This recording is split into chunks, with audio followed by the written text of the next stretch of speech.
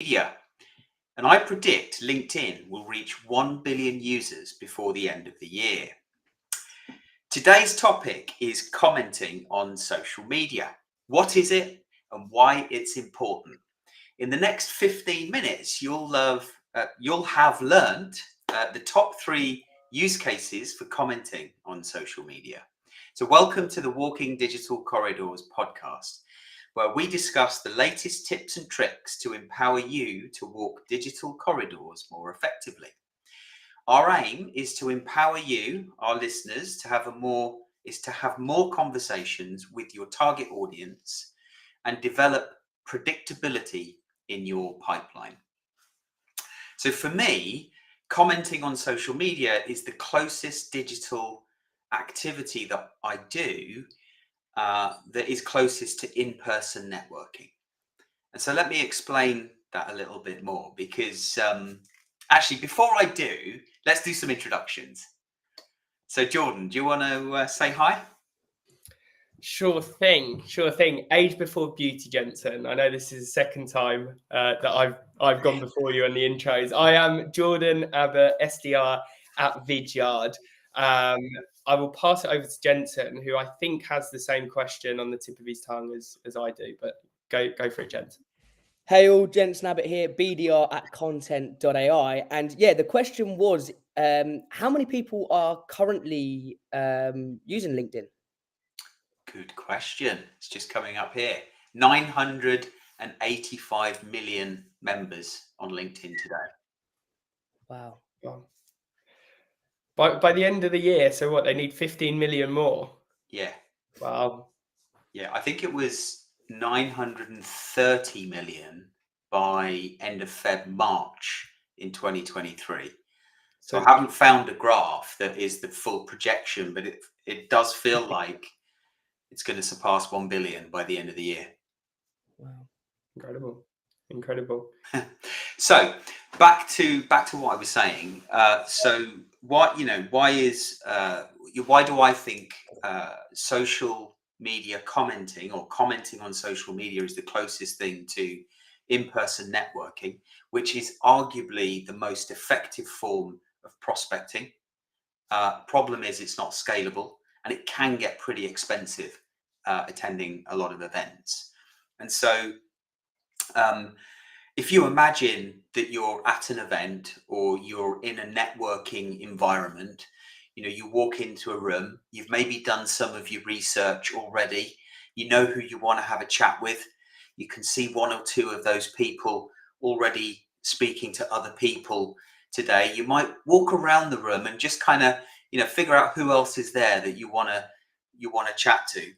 And you'll, probably start to walk a little bit closer to the person you want to have a chat with, listen to the conversation that they're having, and wait for your moment to step in and contribute to the conversation.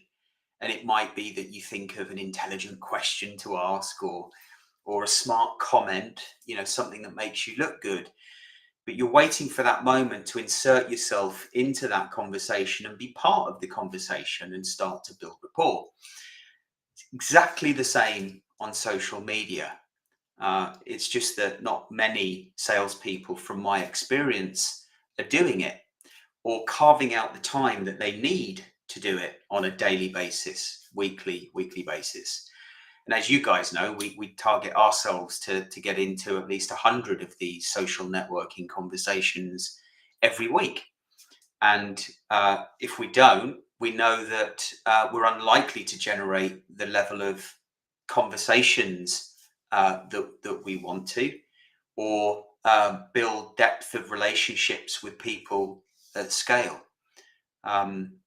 It's, for me, out of everything that you can do with regards to social selling and influence, it's certainly one of those leading indicators. Anyway, I'm doing a lot of talking now, but Jensen, what are your thoughts on this topic? I think it's key to be commenting on people's posts. It has a lot of benefits: increase your visibility, increase your kind of trusted advisor status, but also sharing your thoughts, expertise, and experiences with your network is is key to be gaining conversations with the people that you would like to talk to. What you've got to remember is you're the one who's commenting on the post you would like. So for me, I find it works a dream. For example, I kind of saw 4 posts last week. On 4 of those posts, I really kind of sat down for 10 minutes, thought of a comment, commented on that post with kind of a curious response and a question, and then using that to actually kind of get into a conversation, have a call with the individual.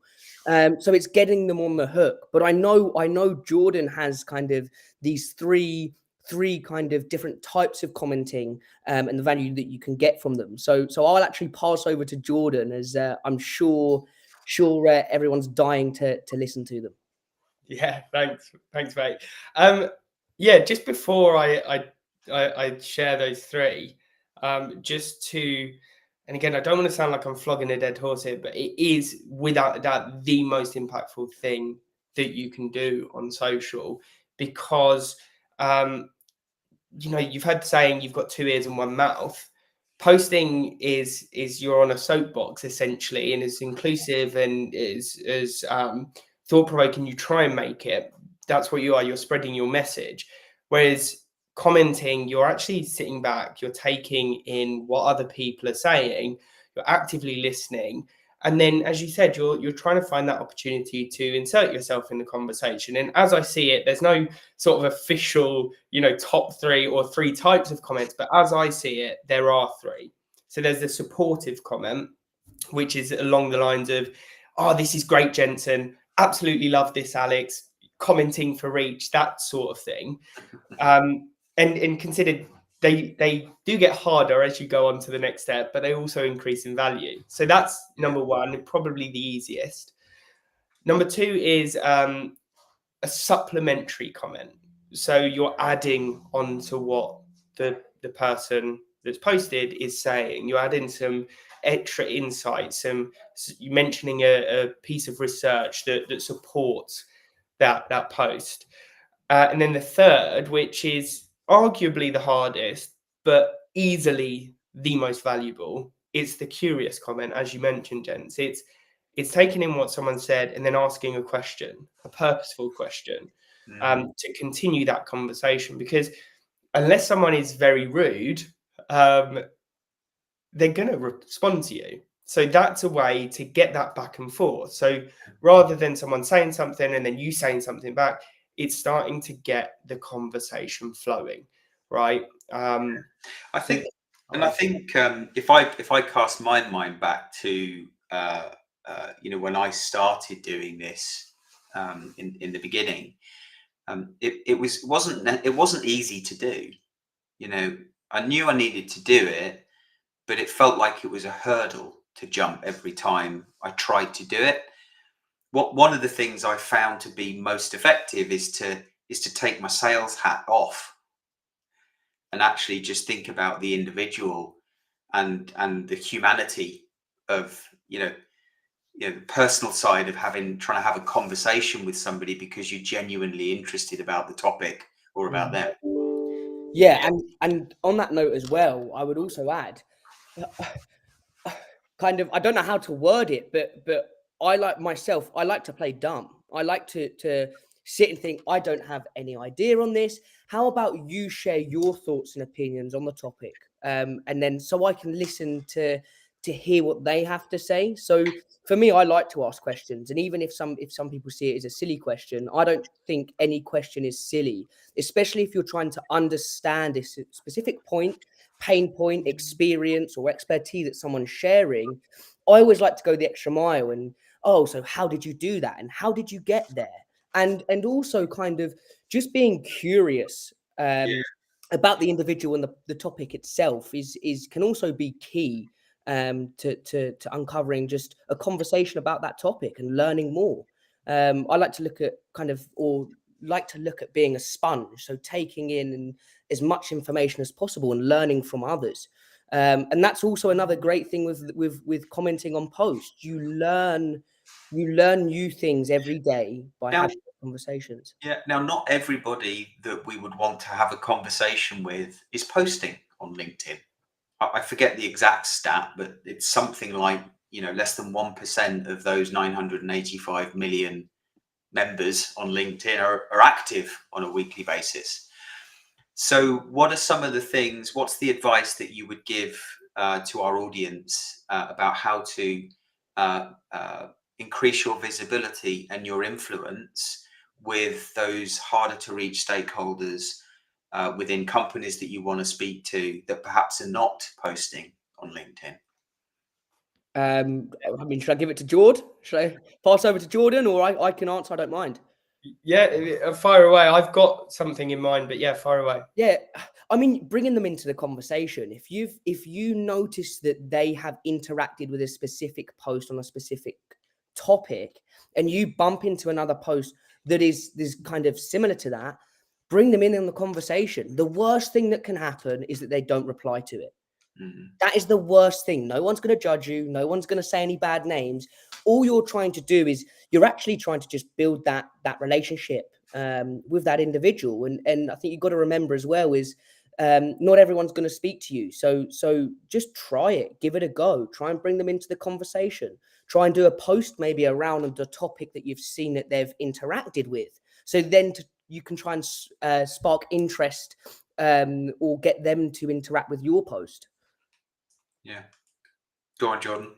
Yeah, no, just building on what you said, as you mentioned, if they've engaged with the post, definitely comment.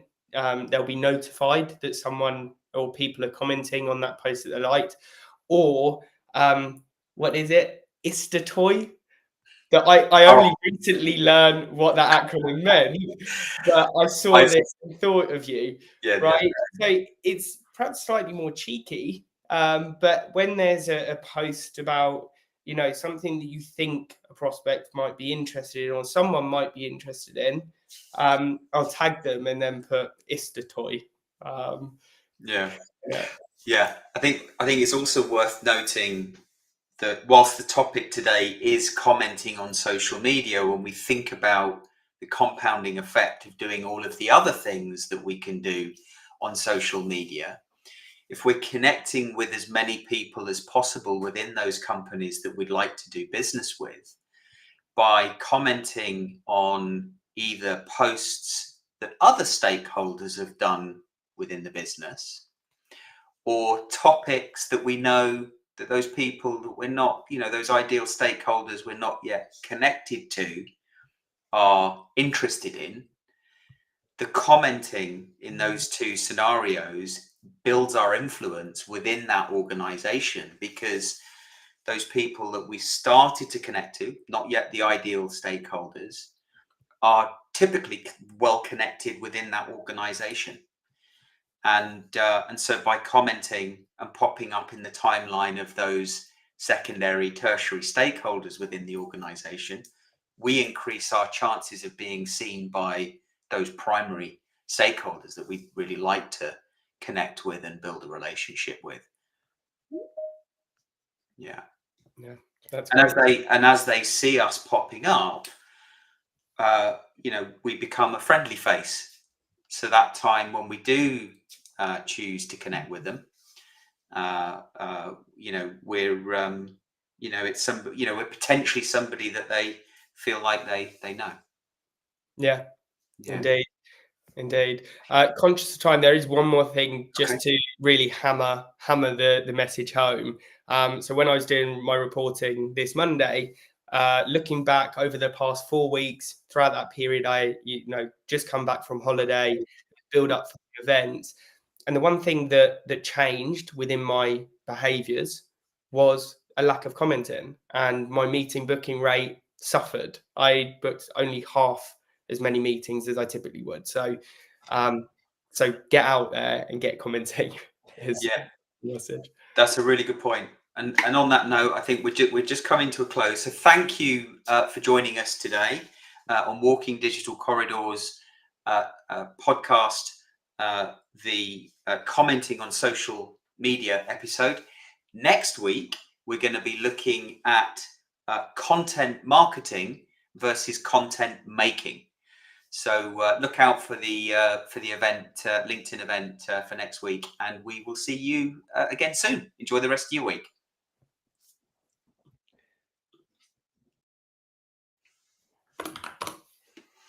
Good morning. And how are we this morning? Hopefully you're enjoying our Halloween theme. So, did you know a study from Forrester Research indicates that 1 minute of video can be equivalent to 1.8 million words, highlighting its substantial impact in conveying messages effectively. So welcome to the Walking Digital Corridors podcast this morning, where we discuss the latest tips and tricks to empower you to walk digital corridors more effectively. We aim to empower our listeners to have more conversations with their target audience and develop predictability in your pipeline. So today's topic is video in sales. So we aim by the end of this to have given you at least 3 of the best video use cases that you can apply quite literally today. So hopefully quite a practical session. So I'm your co-host, Alex Abbott, founder of Sapiro, also creator of the Conversation Operating System. And I'm going to hand over to Jordan to introduce himself. Good morning, everyone. I'm Jordan Abbott, apparently the resident video expert, Yes. seeing as though I work as an SDR at Vidyard. Apologies if I'm a bit bunged up. 'Tis the sneezing and all that. I'm fighting a bit of a cold at the minute, but yeah, glad to be here with you. What's that? Season. That's the first. Yeah, someone said it on a call to me yesterday, and I loved it. So it's now part of my my vocabulary. Brilliant. And Jensen. Hi, all Jensen Abbott, BDR at content.ai, and I'll have to apologise as well because I too am also fighting a cold. But yeah, nice to be here. Cool. Glad you both made it fighting colds. Anyway, I hope you both feel better soon. So with that, as you said, Jordan, you said you're the resident video expert. I agree with you, working at Vidyard. So I suspect you will have a lot of the mic this morning. But as our resident video expert, why is video one of the best tools in our armory as salespeople? Yeah. So I think the easiest way to break it down is by using the 3 E's of video, or as I know them, the video superpowers. So initially, it's more engaging. So it basically allows us to leverage our body language, our intonation to tell better, more engaging stories. We can make our prospects laugh, smile, whatever emotion you want to feel, you can do so more effectively with a visual. Secondly, it's more educational. Now, the reason being is that we can complement our message with a visual. We know that the human brain processes visual information a lot quicker than text. As you mentioned, a minute video is the equivalent of 1.8 million words. But additionally, it's also a lot more memorable, between sort of 5x to 9.5x more memorable than written text, depending on which research you believe. And then finally, it's more empathetic. And what I mean by that is it gives us an opportunity to be more genuine, more personal. We can really sort of show empathy to the challenges that our prospect or the receiver is facing. And again, that ties into the body language and intonation piece as well. So yeah. Those 3 E's are crucial. Yeah, let's come back to that empathy one in a moment, because I think that's so important for us in sales. And you know, when it's so difficult to actually create a conversation with our target audience, most salespeople don't have the opportunity to express empathy. So by doing so through the power of video, using that as a prospecting tool, I think that's incredibly important. We should dial into that, because remember, we want to give our audience at least 3 use cases to take away and try. Yeah. So Jensen, as BDR at content.ai, couple of years experience in sales now. What do you, and I've seen you do a number of different videos. What do you enjoy the most about video, and why? So great question. I just want to jump in there. So also kind of at the beginning, I just want to add, it wasn't enjoyable, me being totally honest. It was a real step outside my comfort zone. It was honestly, if you would look at my camera roll after I shot a video, there would be 30, 40 takes. I wanted to kind of make it as perfect as possible. Also, while checking my hair, making sure my beard looked okay, right? The normal standard stuff kind of a lot most people do when they record a video, right? But I think it's Are people really as vain as you though? yeah, yeah.